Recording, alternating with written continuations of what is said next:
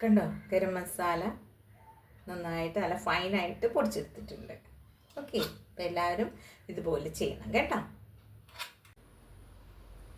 Hello guys, നമുക്കിന്ന് ഗരം മസാല എങ്ങനെ പൊടിച്ചെടുക്കാം, റെഡിയാക്കി എടുക്കാമെന്ന് നോക്കാം. അപ്പം അതിന് മുമ്പേ എല്ലാ പ്രാവശ്യം പറയുന്ന പോലെ തന്നെ എല്ലാവരും എൻ്റെ ചാനൽ സബ്സ്ക്രൈബ് ചെയ്യുക, ഷെയർ ചെയ്യുക, ബെല്ലൈക്കൺ ക്ലിക്ക് ചെയ്യുക. തമ്മി ഒന്ന് ഷെയർ ചെയ്ത് കൊടുക്കണം. നിങ്ങളുടെ പരിചയമുള്ള ആളുകൾക്കൊക്കെ ഒന്ന് എന്നെ പരിചയപ്പെടുത്തി കൊടുക്കണം കേട്ടോ. അപ്പോഴേ എനിക്ക് കൂടുതൽ ആളുകളിലേക്ക് എത്തിച്ചേരാൻ പറ്റുള്ളൂ. അപ്പം ഇതുവരെ സബ്സ്ക്രൈബ് ചെയ്ത എല്ലാവരോടും നന്ദി കേട്ടോ, വളരെ നന്ദിയുണ്ട്. അപ്പം ഞാനിന്ന് നിങ്ങൾക്ക് വേണ്ടിയിട്ട് ഇവിടെ ചെയ്യാൻ പോകുന്നത് ഗരം മസാല എങ്ങനെ പൊടിച്ച് നമുക്ക് എടുക്കാമെന്നുള്ളതാണ്. വരൂ കൂട്ടുകാരെ, നമുക്കത് ഗരം മസാല പൊടിച്ചെടുക്കുന്നത് എങ്ങനെയാണെന്ന് ഞാൻ നിങ്ങളെ കാണിച്ചു തരാം. വരും. നമുക്കിന്ന് ഗരം മസാല പൊടിക്കാനായിട്ട് ഞാൻ എടുത്തിരിക്കുന്നത് ഒരു 5 തവണ, ക്വാണ്ടിറ്റി അനുസരിച്ച് മാറ്റം വരാം കേട്ടോ. ഒരു 5 കറിക്ക് വേണ്ടിയിട്ട് ഉപയോഗിക്കാവുന്ന മസാലയാണ്. 5, 6, 7 ഉപയോഗിക്കാം. ചെറിയ കറികളാണെങ്കിൽ ഇത്തിരി ക്വാണ്ടിറ്റി കൂടുതലനുസരിച്ച് അത് മസാല കൂടുതലിടേണ്ടി വരും.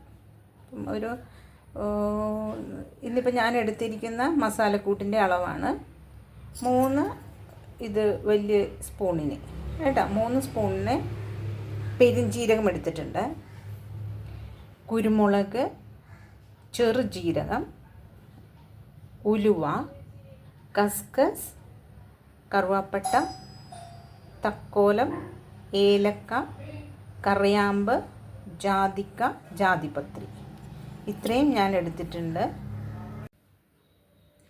കൂടുതൽ മസാല പൊടിച്ച് വെക്കുമ്പോഴേക്കും നമ്മൾ ചട്ടിയിലിട്ടൊന്ന് ചൂടാക്കണം കേട്ടോ. കൂടുതൽ ക്വാണ്ടിറ്റിയിൽ നമ്മൾ മസാല പൊടിച്ച് വെക്കണം. ഇപ്പോൾ ഒരു മാസത്തേക്കായിട്ടൊക്കെ പൊടിച്ച് വെക്കുവാണെങ്കിൽ നമ്മളത് ഇതെല്ലാം ഇതിൻ്റെ അളവ് അനുസരിച്ച് കൂട്ടിയെടുത്തിട്ട് ചീനച്ചട്ടിയിലൊന്ന് വറുത്ത് വെക്കണം.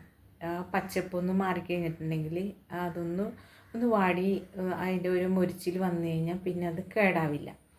അപ്പം കുറച്ചൊക്കെ ആണെങ്കിൽ നമുക്ക് ഈ പച്ചനെ തന്നെ നമുക്ക് മിക്സിയിൽ പൊടിച്ച് വെക്കാം. അപ്പോൾ കറിക്ക് നമ്മൾ എടുത്തുകൊണ്ടിരിക്കുമ്പോൾ വേഗം കഴിയും. അങ്ങനെ കുറച്ച് മിക്സിയിൽ ചെറിയ ജാറിൽ അതിൽ തന്നെ വെച്ചാലും കേടാവില്ല.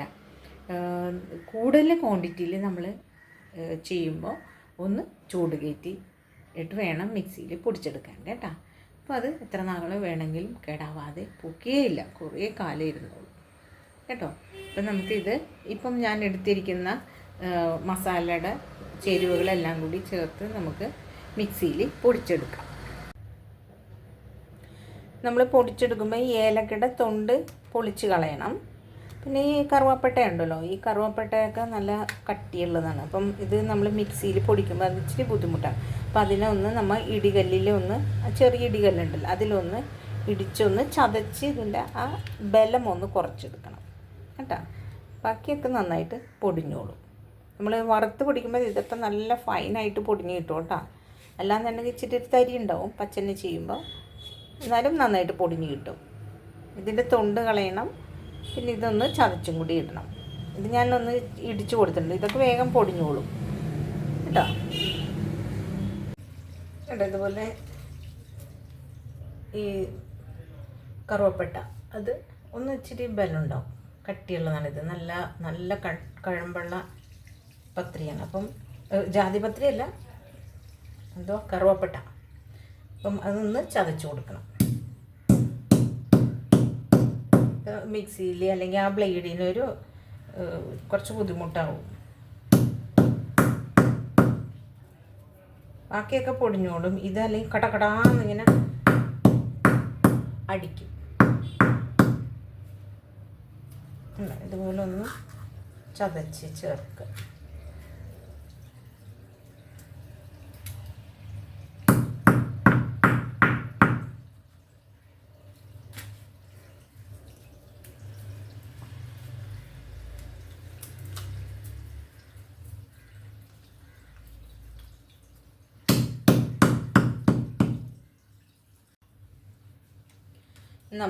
ഞാനത് നന്നായിട്ട് ചതച്ചെടുത്തിട്ടുണ്ട് കല്ലിലിട്ട്. അപ്പം മിക്സിയിൽ അടിയാൻ ബുദ്ധിമുട്ടുണ്ടാവില്ല.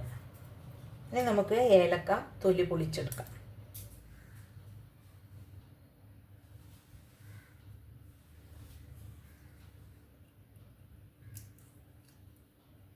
ഇതിൻ്റെ മിക്സി ഇത് പൊടിക്കുമ്പം ഇത് തൊണ്ട് വേണ്ട, തൊണ്ടിൽ കെമിക്കലോ അങ്ങനെ എന്തെങ്കിലുമൊക്കെ ചേർത്തിട്ടുണ്ടെങ്കിൽ അതുണ്ടാവും.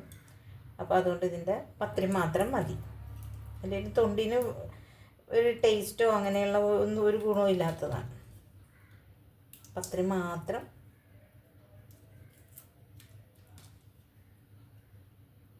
പത്തിരിയല്ല, ഇതിൻ്റെ ജാതിക്കയുടെ ഈ കുരു.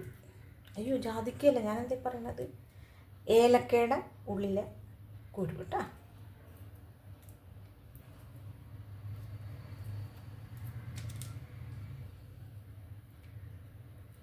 നമുക്കിത് എല്ലാത്തിൻ്റെയും തൊലി വിടിയിച്ച് അതിൻ്റെ കുരു മാത്രമാക്കി എടുക്കാം. ഇനി നമുക്ക് ഇതെല്ലാം ഈ ജാറിലേക്ക് ഇട്ട് കൊടുക്കാം. ഞാൻ ചെറിയ ജാർ എടുത്തിരിക്കുന്നത്.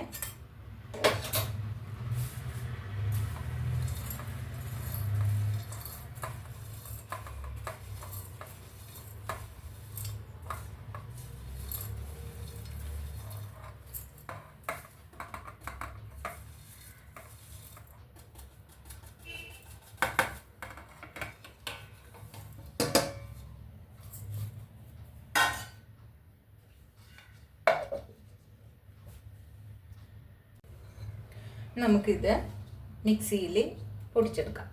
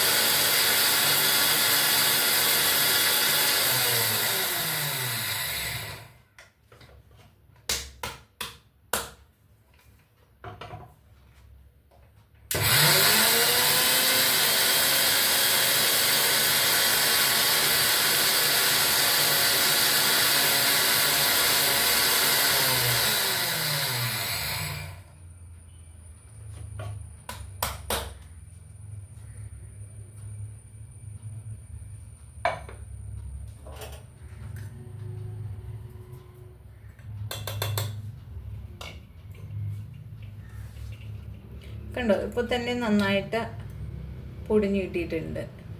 ഇത്തിരിയും കൂടി ആ ഒരു തരിയുള്ളത് പെരിഞ്ജീരകത്തിൻ്റെയാണ്. അതൊന്ന് വറുത്തിട്ട് ഇടുമായിരുന്നെങ്കിൽ പെട്ടെന്ന് നല്ല ഫൈൻ പോലെ പൗഡറായി കിട്ടും. ആ പച്ചപ്പതിൻ്റെ ആ ഒരു കുരു ഉണ്ടല്ലോ, അതാണ് ആ ഇത്തിരി തരി പോലെ ഇരിക്കുന്നത്. അതൊന്നും കൂടി 2-3 പ്രാവശ്യം കൂടി അടിച്ചാൽ ശരിയായിക്കോളും. നല്ല ഫൈനായിട്ട് പൊടിഞ്ഞ് കിട്ടിയിട്ടുണ്ട്.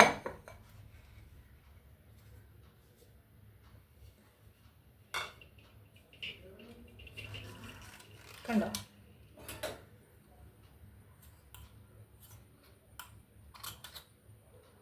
കണ്ടോ, നല്ല മണമുണ്ട്. ഇവിടെ മൊത്തം കറുവപ്പട്ടയുടെയും പെരിഞ്ജീരകത്തിൻ്റെയൊക്കെ നല്ല മണമുണ്ട്. പെരിഞ്ജീരകം കൂടുതൽ ചേർക്കണം എന്ന് പറഞ്ഞാൽ ഇതിൻ്റെയൊക്കെ കുത്തൽ, കറിയാമ്പ് അതൊക്കെ ഉണ്ടല്ലോ, അതിൻ്റെയൊക്കെ കുത്തൽ ഉണ്ടാവില്ല. ഇച്ചിരി അധികം പെരിഞ്ജീരകം ചേർത്താൽ മതി. മറ്റൊരു സാധനങ്ങളെക്കാൾ ഇച്ചിരി കൂടുതൽ പെരിഞ്ജീരകം ചേർക്കണം. പെരിഞ്ജീരകത്തിൻ്റെ ടേസ്റ്റ് നല്ലതാണല്ലോ. അപ്പം ഏതെങ്കിലും ഒരു ഇതിൻ്റെ ടേസ്റ്റ് ഇച്ചിരി കൂടുതലായാൽ ഇത് കൂടുതലിട്ട് കഴിഞ്ഞാൽ അതനുസരിച്ച് ബാലൻസ് ചെയ്ത് പൊക്കോളും. അപ്പം എല്ലാവരും എൻ്റെ ചാനൽ സബ്സ്ക്രൈബ് ചെയ്യുക, ഷെയർ ചെയ്യുക, ബെല്ലൈക്കൺ ക്ലിക്ക് ചെയ്യുക.